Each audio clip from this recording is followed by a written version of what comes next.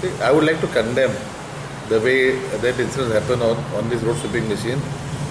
If it is not working properly or if some malfunctioning is there, we have to inform the authorities and they rectify it.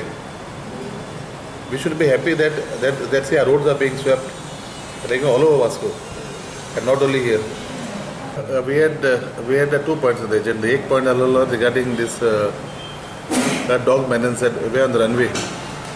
So we had called the PFA and then we have given instruction that more drives should be conducted, and those animals should not be left. Those dogs should not be left at the same spot. Otherwise, then they go back again on the runway. Navy has identified a spot where they have got their canteens. This is much further than the airport. So then the Navy has advised that these dogs are maybe left there at those sites. So this is one issue. Second issue is Mormugao Porters has purchased a road sweeping machine, and they are sweeping our Vasco roads at nights.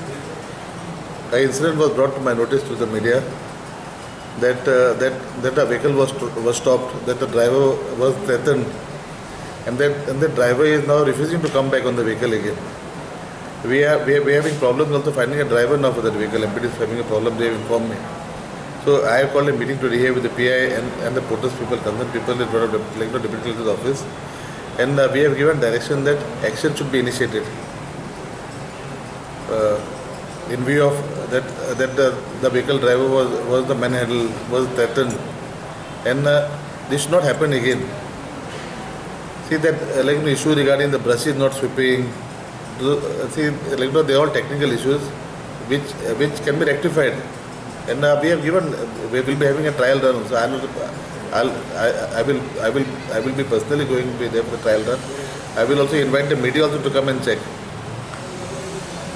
So we want help from the media, see, because our roads are being swept. It is at least a good sign. But what direction have been given? Whether any FIR will be registered against those who have... See, MPT is asked to file an official complaint, because this type of incident should not happen again.